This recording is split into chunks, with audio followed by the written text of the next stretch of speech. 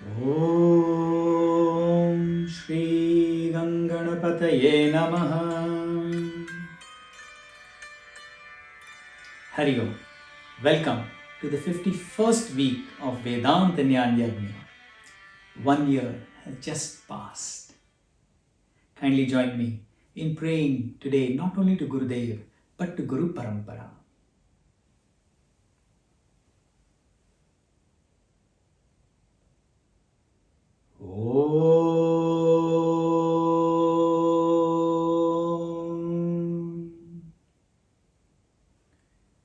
Sadashivasamarambham Shankaracharya Madhyamam Asmadacharya Paryantam Vande Guru Paramparam. Om Samasta Jana Kalyane Niratam Karunamayam Namami Chinmayam Devam Sadgurum Brahma Vidvaram. Om Shanti Shanti Shanti. Hari Om Shri Gurubhyo Namaha. Hari Om. Bhagavan Adi Shankaracharya has guided us step by step. They are called sopana, steps, to this point. First, we got purified. Our mind got purified. Then we were able to hear, we were able to listen to the words śravaṇa. Śravaṇa meaning listening with understanding the core meaning of what you are listening to. Then came manana. In manana, what we did, we reflected upon what we have heard. We discussed it with friends, with people who are walking on the same path. We requested our Guru to explain to us. After listening, after reflecting, we came to this clear understanding that the goal, that what we seek, is nowhere far away sitting on the seventh heaven, but it is in you. It is you. And today, Bhagavan Shankaracharya is going to guide us once again, step by step, into the process, what the whole world calls it as meditation. How we can reach that consciousness, the self, and be established in it. The first 4 instructions come together. Bhagavan says, find a clean spot, quiet spot, and sit there in comfortable pose and in a happy mood. This is called uparati. Those who have heard our talks before will immediately understand what uparati means. Uparati, uparama, meaning to withdraw your mind from the world outside. This is the first step of process of meditation. Those who have done meditation before elsewhere, they can vouch that your mind is such a wonderful thing. I actually want to say blunderful. Why? The moment you sit quietly, the mind starts reminding you, oh, you have forgotten this, you have forgotten that, you have to do this, you have to do that, at the time when you want to meditate. But those who know the steps to meditation will not get troubled. So, the first step to meditation is the process. Bhagavan says, find a clean spot, quiet spot. Quiet, secluded spot does not mean we leave our homes and go to the Himalayas. That means that in your home, somewhere, but it is not disturbing others and no other person disturbs you.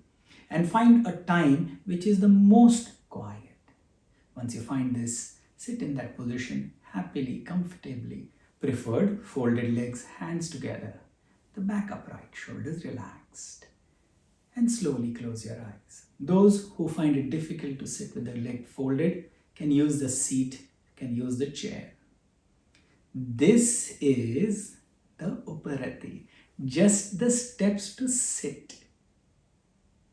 The second aspect of meditation is samadhan. Samadhan means absorption of the mind into the consciousness. Now, it is one thing to sit in one place, but it's altogether a different thing to absorb your mind. And that Bhagavan says to do next. That absorb your mind into the self. Absorbing the mind means what? Mind is a continuous flow of thoughts. So beautifully Gurudev has explained this to us. That it is continuously wanting to move outward. And the way it moves outward, from what help does it get from our body? It moves outward and contacts the world through our senses, the sense organs. So, when it moves outside, it contacts and it meets everything, the objects of the world. Shastra says the entire universe can be only divided into two. One, what is seen, drishya, and the second, who is the seer, the drig. Therefore, the world is seen. The question you should ask is, who is the seer? Obviously, the colors and forms are seen by the eyes. So when you sit for meditation, when there is this thought in your mind, the forms are being seen. Shift your attention from the forms and the colors to who is seeing. That means you have moved your attention from the out to in. When your attention is on the eye, think about it. Even when your eyes are closed, there is somebody who can see the eyes. Who is that who sees the eyes? The moment this question arises in your mind, the eyes become the object, and the mind which sees the eyes, it becomes the subject. Slowly move your attention from the eyes to the mind. This is the process, how you move inwards, how you get into samadhan. Samadhan means towards complete absorption to the self. But mind is a flow of thoughts. Thoughts are also seen by someone. Who is that which sees the thoughts? This question should arise in your mind. When this question arises, the thoughts, the mind itself becomes an object, and the consciousness which sees the mind all the time becomes the subject. And this is the subtlest of all subtle. Once your attention is on the consciousness, this is called samadhiyatam or samachetasya dhiyatam, meaning get your mind absorbed in that consciousness. Consciousness is the subtlest of the subtle. This is the point where your meditation should be. This consciousness is Purna Atma. Purna means full.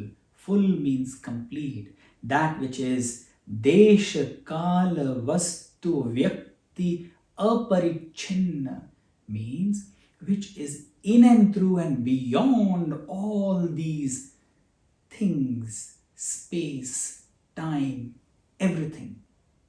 Meaning, Purnamada, Purnamidam Purnat, Purnamudachyate. This is that consciousness which is in and through, which is pervading in all, not just in you, but in everything. This is what is the meaning of Purna Atma. When you reach that stage, easier said than done, but when you reach that stage, this stage is called Samadhi. samadhiyatam, meaning you remain there, and from that point of view, from the point of view of Brahman, when you see the whole world, the next instruction comes that when you see from the vision of that Brahman, that completeness, fullness, what you see is this world of names and forms, which previously you used to give so much of reality, that this is the only reality. You suddenly realize that, oh, there is something behind all of this, meaning they do not have an individuality of their own. Just like in the beginning, we are so identified with our body, our mind, our intellect. Mine and me, these were the most two important things for us. Slowly, when you realize your own self, you come to know the bondage that Shastra was speaking about was this individualized ego, that I am the doer, I am the enjoyer. This karta bhokta feeling that was there has completely shattered. Why? You realize that that phantom ego, which was mistakenly identified with the world and the body and the name, is no more. You have become one with the entire universe. Imagine that vision where you do not see duality, as it is called, Advaita vision. That vision where you see similarity and sameness all. There is no difference or distinction of color, of creed, of human and animal, of plants and birds, of creatures, of earth and sun, nay, the entire universe, when you see as one, all pervading, that Atman Brahman, consciousness all pervading, you cry out, Ayam Atma Brahma, that this consciousness, not that consciousness sitting somewhere in the seventh heaven, no, this consciousness is, which is the whole world. Bhagwan says, now establish yourself in this. In this vision, be established. Athapara brahmatmastiyata, meaning stay in this all the time. Oh, that means once I am self-realized, automatically all this world will go away. No. Everything will remain as it is. But your vision, the way you look at it, changes completely. And there is one thing becomes which is very clear. You become completely free of the prak karma and the agami karma. Meaning, the next instruction says that now you are clean of all your last karmas. Last karmas of what? This life? No. Of lives, millions of lives that you had taken. This jiva, identified with its own ego, traveled from one body to another body, not only human bodies, but numerous kind of creatures. You can think about it, and all the kind of creatures this jiva has passed through.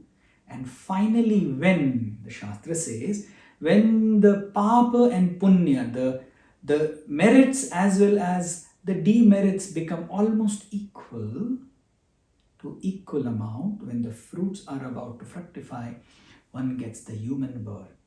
And only in the human birth, in the human form, that we have that what is called as free will, where we can choose either to continue the same way as we have lived from millions of lives, creating more karmas by arrogating every action to yourself, Naturally, if you arrogate the action that, yes, I am doing it, it is me who has done it, the results will come to you. And to face the results, to enjoy the result or to suffer the results, you will have to come once again into the world.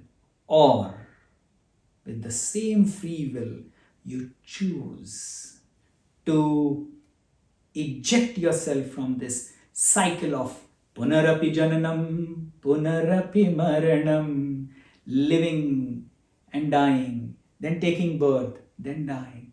And it is not a very comfortable place in the mother's stomach, in the mother's womb. It says that it is very painful. Not only that, we have lived our life. Life is, of course, happiness sometimes and sorrow sometimes. But it is not that. It is the bondage of suffering, of everything that is binding you, the limiting factor. You get freed from this. How? How do I, as a jiva, get freed? No, that is the point. That as a jiva, you cannot be liberated. But when you drop the jivahood, when you merge yourself to the entire consciousness, then there is no identification with the body, mind or intellect or the world. Then there is no ego left. As it is so beautifully said, when ego goes, God enters. This is the truth. This is the fact. But to experience this fact, you will have to travel the journey. You will have to go there.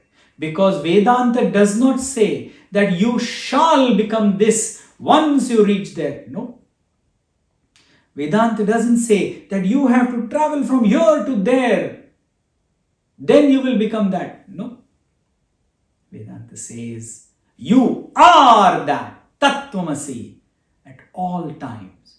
However, currently you are not identified with the consciousness, but sadly you are identified and limited yourself to the world of names and forms. And this names and forms is nothing but your ego.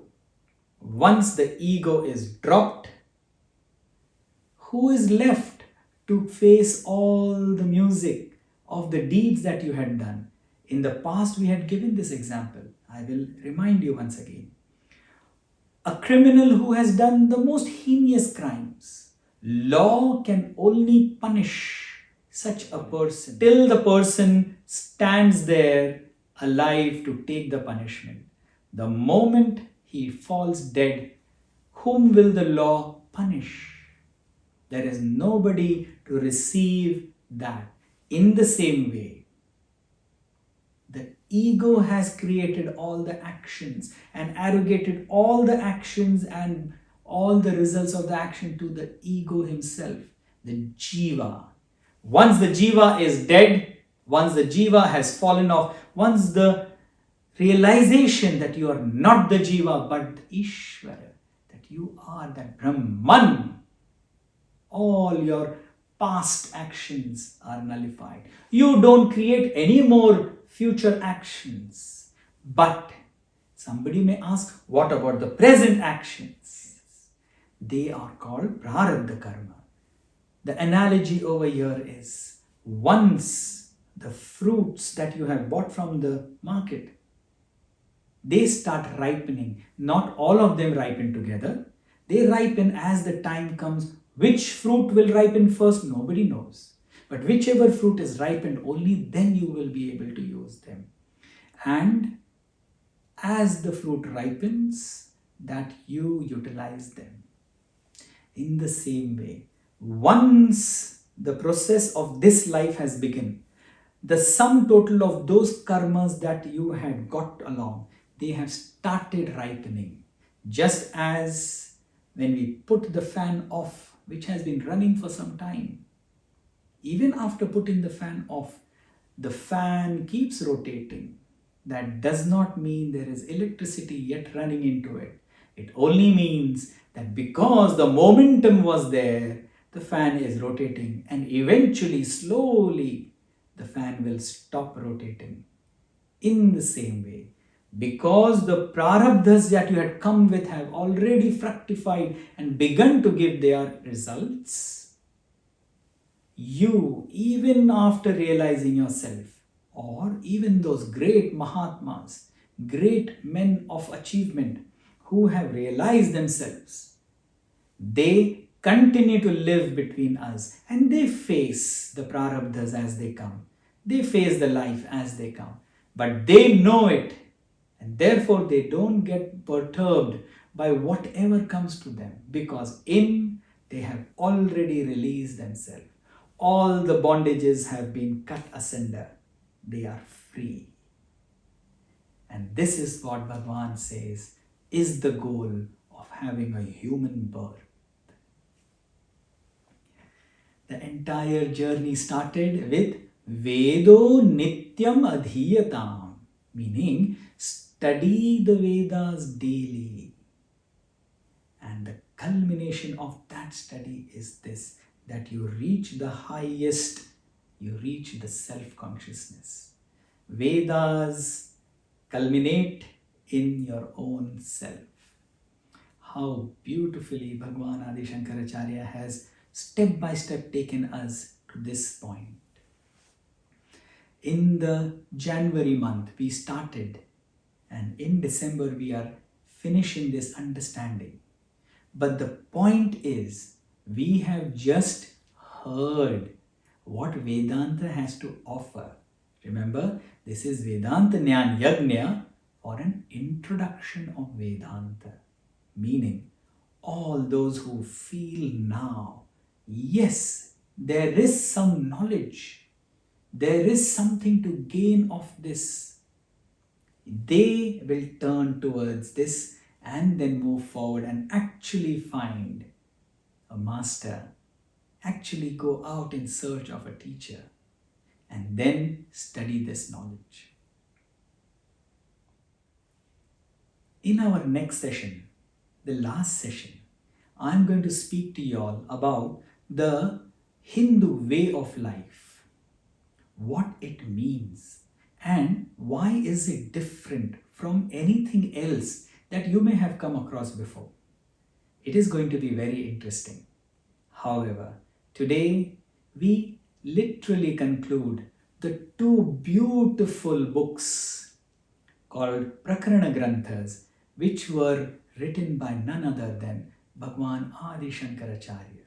The first book that we concluded 2 months ago, this was Tattva Bodha, knowing and understanding the truth. And the second book that we concluded today is called Sadhana Panchakam. In Tattva Bodha, the importance or the specified focus was on purification of your mind and the focus on the clarity of your knowledge. Chitta Shuddhi, Chitta Ekagrata. And in Sadhana Panchakam, needless to say, it is the process, the step by step, the sadhana, how to do that sadhana, how to reach those goals has been explained. I have been saying this on every single session, but let me say this once again, that we cannot thank enough the great Adi Shankaracharya, whom we call Bhagavan. Enough. We cannot thank him enough, because even our thanking is not perfect. Therefore, we are only having kritagnyata, meaning we are only grateful to him that he left this knowledge for us. Similarly, we cannot thank enough to our Pujya Gurudev, who taught us this, who wrote books in the language which you and me are able to understand today, in English. Imagine if we had to learn all this by ourselves only in Sanskrit and then try to translate. We would have been lost in translation. So a million prostrations and pranams to Pujya Gurudev. I cannot thank enough to our Pujya Guruji Swami Tejamaranje, who, like a mother, keeps correcting us and guiding us to every step. It was His grace and blessing that I am sitting here and speaking to you all as a loud manana or loud reflection of my thoughts. Million thanks to Pujya Gurudev. As always, we cannot thank enough to our parents who have given us this life, this body, in which we can reach the highest goal. Please join me in thanking all these great people of our life. We may probably never see God, but these are the great Mahatmas, our parents, who represent Bhagwan and whom Bhagwan, through whom, takes care of us. Please join me.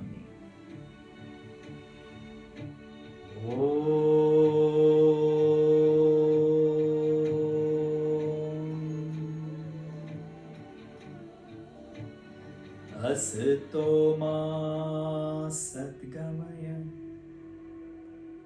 tamaso ma jyotirgamaya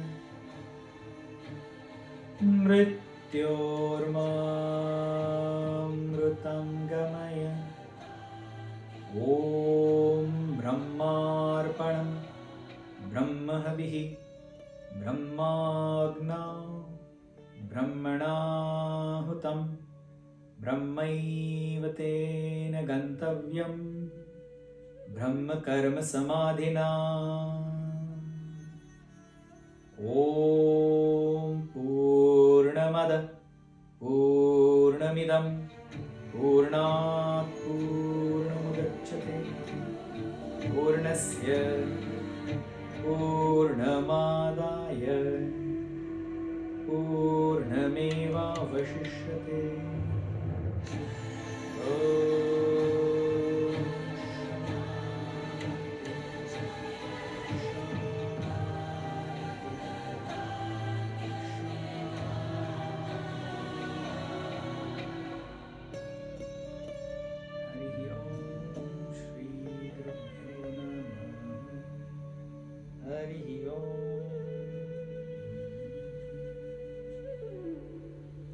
Hari Om to one and all. And do not forget, we have one more last session to go next Sunday. I shall be waiting for you. Bye-bye.